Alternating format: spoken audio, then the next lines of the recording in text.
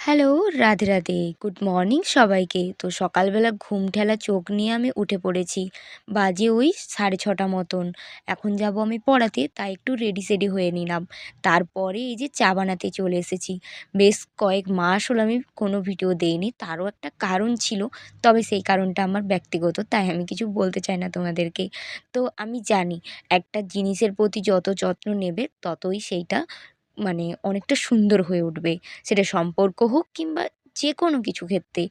আমি একটু উল্টো বলতে পারো। কারণ আমি এগুলো একদমই মেইনটেন্স করতে পারি না। হয়তো আমি গাছটাকে লাগিয়ে নিই, কিন্তু আমি জল দিতে পারি না। হয়তো সম্পর্ক করে নিই, কিন্তু সময় দিতে পারি না। হ্যাঁ, আমার যেখানে ভুল থাকে আমি সেখানে নিজের থেকেই কিন্তু ক্ষমাটা চেয়ে নিই। তবে আমার যেখানে ভুল থাকে না, সেখানে কিন্তু আমি কখনোই মাথা ঝোঁকাইনি। এবং এমন মানুষ আছে যাদের কাছে আমাকে ঝোঁকাতে হয়। কিন্তু কে বলো তো?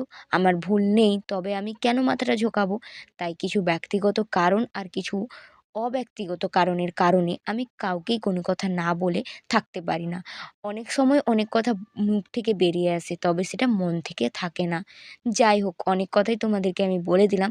সকালে তো এই যে রান্নাবান্না করে একদম আমি এই যে পৌষ পার্বণের জন্যে আমি নারকেলটা ছিলে নিচ্ছি। এইটা আমার অনেক দিন আগের ভিডিও শ্যুট করা ছিল। তবে এখন যে